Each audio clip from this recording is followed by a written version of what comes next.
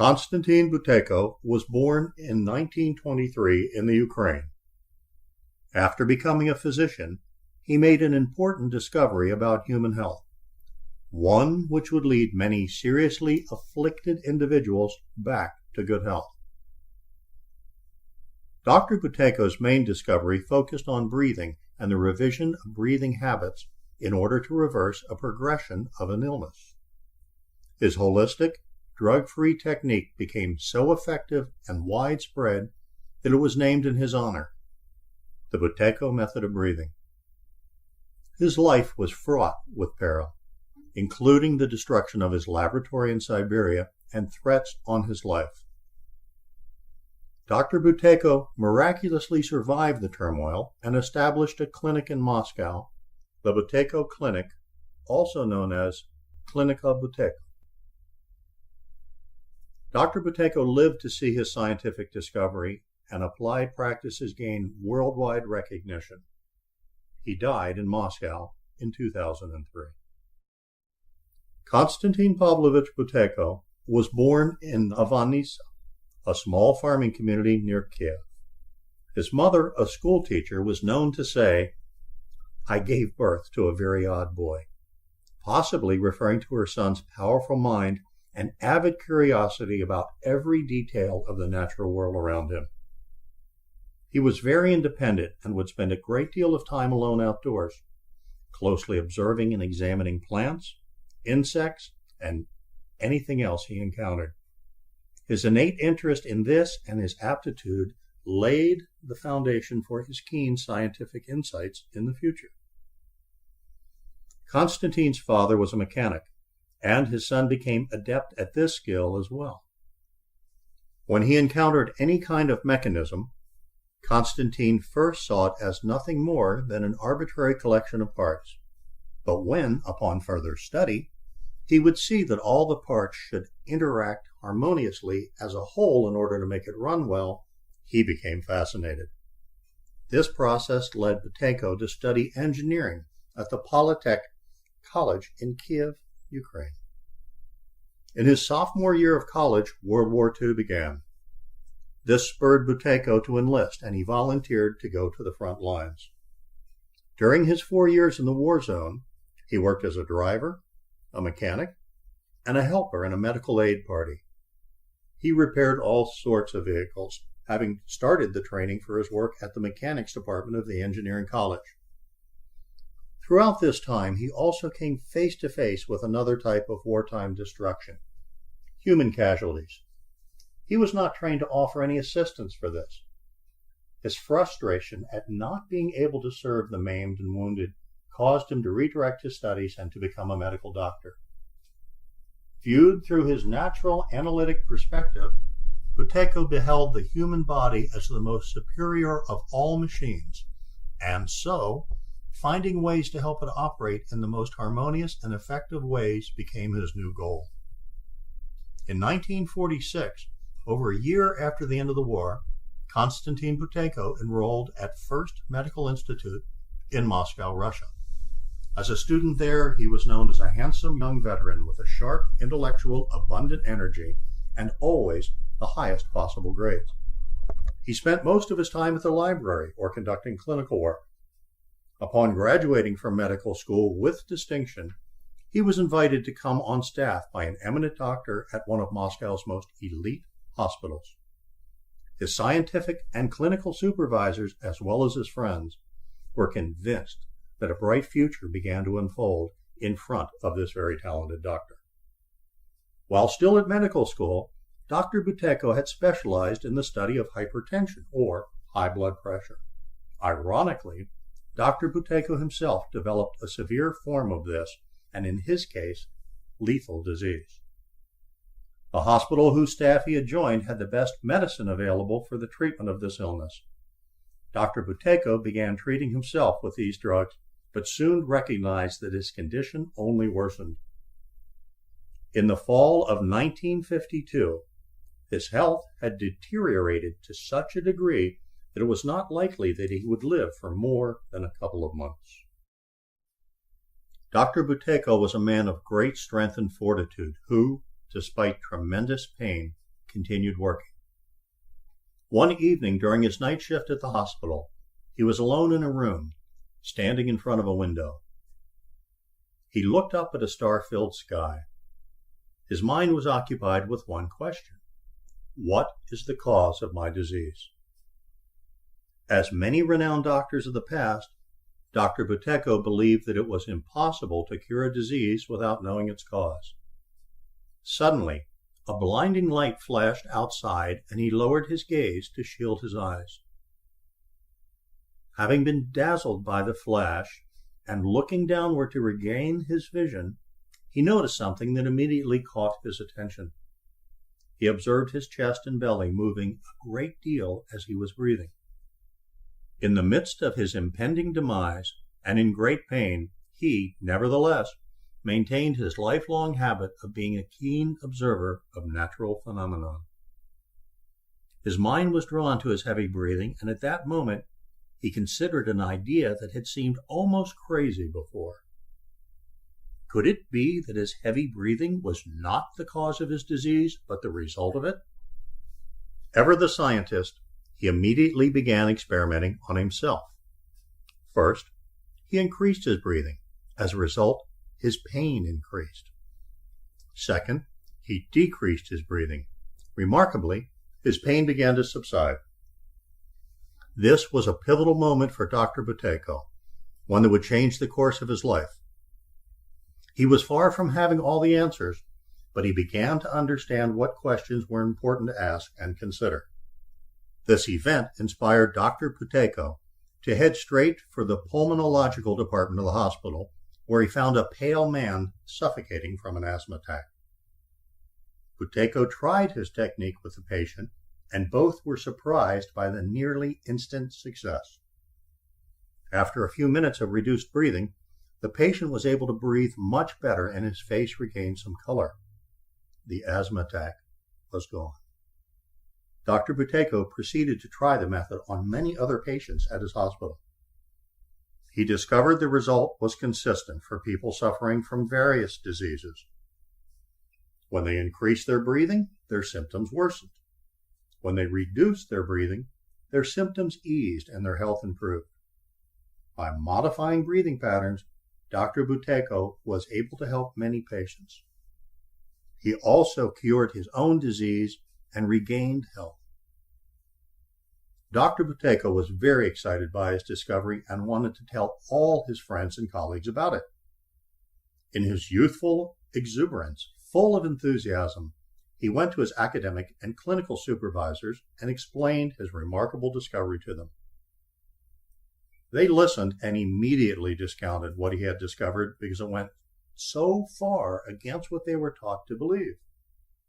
They told him to forget all about this discovery and strongly urged him to abandon his pursuit of presenting this to medical journals or other medical facilities. His discovery was an antithesis to such an extent that his friends seriously feared he would be sentenced to a mental institution. It was during this time of personal trial that Dr. Buteyko compared the path of his discovery to that of Dr. Ignaz Semmelweis of Hungary. Dr. Semmelweis, while practicing at the General Hospital in Vienna, Austria, 1847, discovered that the spread of septicemia could be radically reduced by the simple act of hand washing. The mortality rate of infants and mothers was incredibly high, and the method of washing hands with bleach and lime prior to surgery reduced the rate by a large percentage. At that time, diseases were attributed to many different and unique causes. Semmelweis's hypothesis that there was only one cause for septicemia seemed too simple and was therefore discredited and heavily ridiculed. After many years of protesting this unfair treatment and many angry letters sent to other doctors, Semmelweis was confined to a mental asylum. Some sources say that he ran from that institution, went to the morgue of his hospital, and in front of dumbfounded students, cut his finger and put it into a corpse. Soon thereafter, he died of septicemia. 50 years later, Louis Pasteur confirmed Semmelweis's theories by developing the germ theory. "I saw microbes," Pasteur said, "but Semmelweis was the one who discovered them." Similar to Semmelweis, Buteyko came to the conclusion that many health issues, which are considered to be unique diseases by the medical community, are a collection of symptoms of one disease, hyperventilation. Hyperventilation leads to the development of asthma, hypertension, cancer, and a total of 150 diseases in all, the most common ones in today's world. Dr. Buteyko realized that these diseases can be cured by reducing one's breathing. It was just too simple for other doctors to accept. Facing ridicule and potential incarceration for revealing his new method was a terrible blow to Dr. Buteyko. He realized he would have to keep the discovery quiet in order to save himself. The only way his work could possibly gain credibility was if he could collect substantial data to support his theory. At this time, in 1952, a new Academy of Science was developing in the capital of Siberia, with abundant funding available for scientific laboratories and clinics. It was a bitter decision for Dr. Buteyko to leave an elite hospital in the most culturally sophisticated city of Russia and move to Siberia, far away from the launch of his brilliant career. However, he saw no other way to collect and assemble data necessary to raise awareness for his revolutionary discovery. Once he established himself at the Siberian Clinical Laboratory, Dr. Buteyko began treating the seriously ill, especially those with asthma. As he gained insight and experience, his reputation grew exponentially. Profoundly sick people were carried into his laboratory, and then they would miraculously walk out on their own. People who were extremely ill traveled great distances to be treated by him, and he was besieged with hundreds of letters on a daily basis from people requesting his help. Dr. Buteyko tried to help anyone who needed his help without any consideration for his own benefit. Often, when his patients were lacking money for transportation or accommodation, Dr. Buteyko shared his own, and at that time, they were very modest resources that he shared with them. Articles reporting on Dr. Buteyko's brilliant success stories appeared in the national press, and he became known far and wide for his altruistic nature and treatments that were effective in cases where others had failed. This attention generated envy among Buteyko's peers. One doctor was developing a powder that eased asthma symptoms. Dr. Buteyko was not only offering an ease, but an actual cure for asthma, and this, of course, was more appealing. Another example was Konstantin's main supervisor at the academy. He was a surgeon whose approach to asthma had been to remove the afflicted lung, treat it, and then put it back in the body.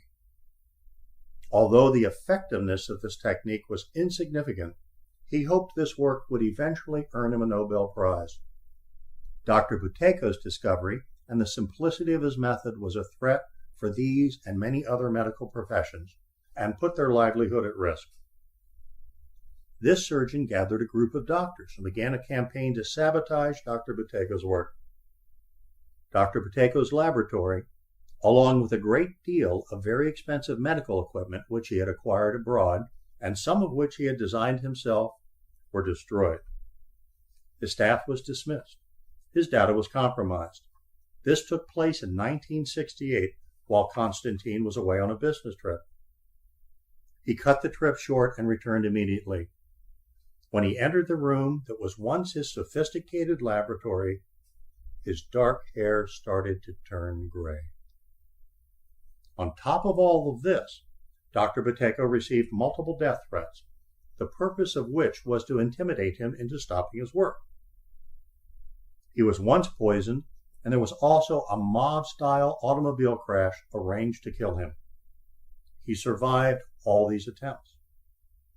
Dr. Buteyko's life was in serious danger, and in the midst of it he, once again, stepped back, engaged his analytical side, and conceived a means of survival. Among the hundreds of applicants who begged and pleaded to be treated with him, there were some influential individuals. He strategically selected to treat a few of these powerful people who, because of their full recovery back to health, agreed to protect him to a certain extent. This was the sole reason Dr. Buteyko was able to continue his work and life in Soviet Russia. Konstantin was offered an opportunity to practice his treatment in space medicine. At first, it seemed like a beneficial way to advance his work, but soon it became apparent that this job would drastically limit his scope of influence. This was during the Cold War of the late 50s, and with the space race between Russia and the United States, agreeing to take this position would be like an automatic swearing to secrecy. The job would have assured him financial security, but Dr. Buteyko returned to his altruistic desires to help the numerous people in need of this treatment, rather than having it sequestered for an elite few. For almost 20 years, Konstantin was officially unemployed, and his name was on the media blacklist. At that time, private practice was not legal in the Soviet Union, but Dr. Buteyko continued helping people privately on a donation basis. The 80s found some relief for Buteyko. In 1981, the second official trial of his method took place in Moscow Medical Academy, in the Department for Asthmatic Children. The positive results of the treatment were between 94 and 96%. In 1983, 21 years after his application, he received a patent with the classification of top secret for his discovery in the method of treatment.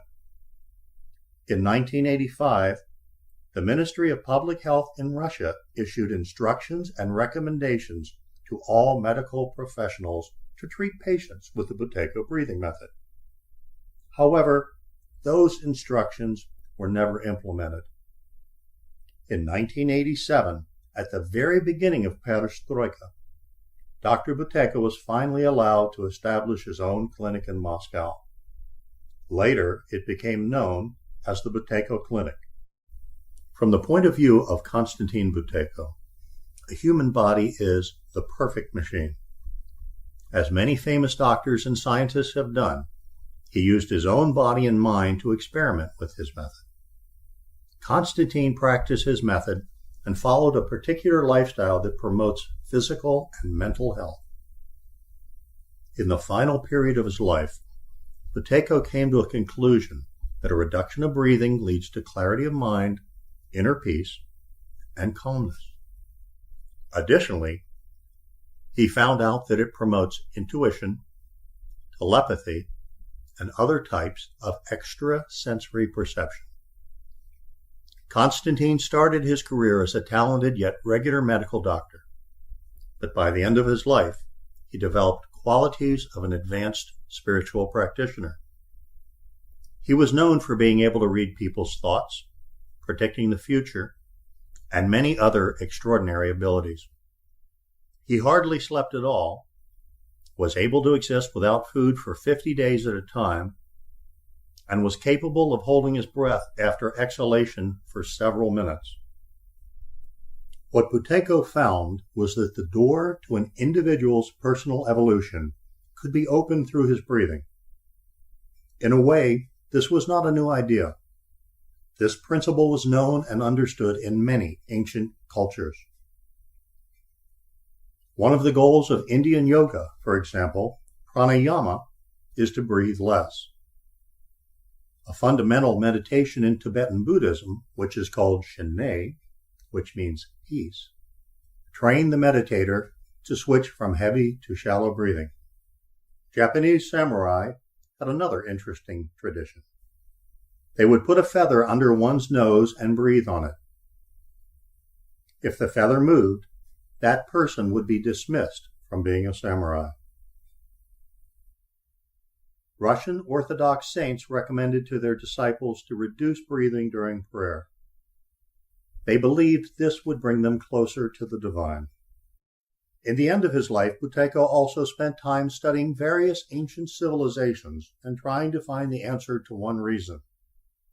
Why did they fall? The reason he was occupied with this question was simple. Buteyko's highly analytical mind was telling him that our civilization was also dying, and that he was trying to find a solution to prevent this process. And that is how Dr. Buteyko came to this conclusion. He found out that the majority of the population hyperventilates to varying degrees continually in their daily lives. This removes the beneficial and necessary carbon dioxide from their system and thus creates a less effective bond of the oxygen molecule with the hemoglobin in the blood. Although at first this may seem like a paradox, oxygen is actually reduced in many organs, including the brain. When the brain does not receive enough oxygen, its intellectual function gradually becomes impaired. That means that a person loses his ability to think systematically, or, as Konstantin Buteyko put it, in terms of cause and effect. The person's thinking becomes more computer-like. He can accumulate a great deal of information, but is only capable of processing it within a limited frame. In daily life, this is often manifested when a person is fully engaged with his endless tasks, but does not have time to think about the meaning of his life or the future of our planet or civilization. As a result of hyperventilation, on the psychological level, people literally become narrow-minded, and on the physical level, they become much weaker. Dr. Buteyko believed that if our civilization does not change its breathing, it's destined to die just as many other civilizations did before it. Why do people hyperventilate? In the early part of life formation on Earth, the carbon dioxide content in our atmosphere was 70% and higher, and the oxygen content was less than 1%. It was similar to the conditions inside a womb, which has a high level of carbon dioxide and a low level of oxygen.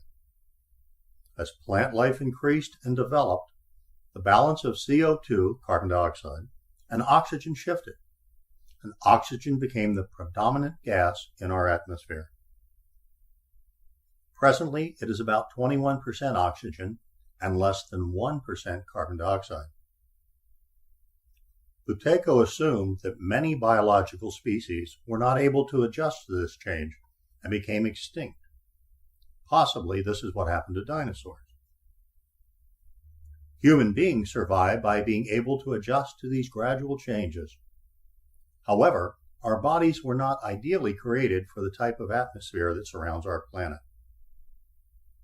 Coming back to the present, Dr. Buteyko believed that the modern lifestyle, specifically the sedentary lifestyle, protein-rich foods, and the gradual loss of spiritual practices compromised our breathing further and, by extension, our physical and mental health.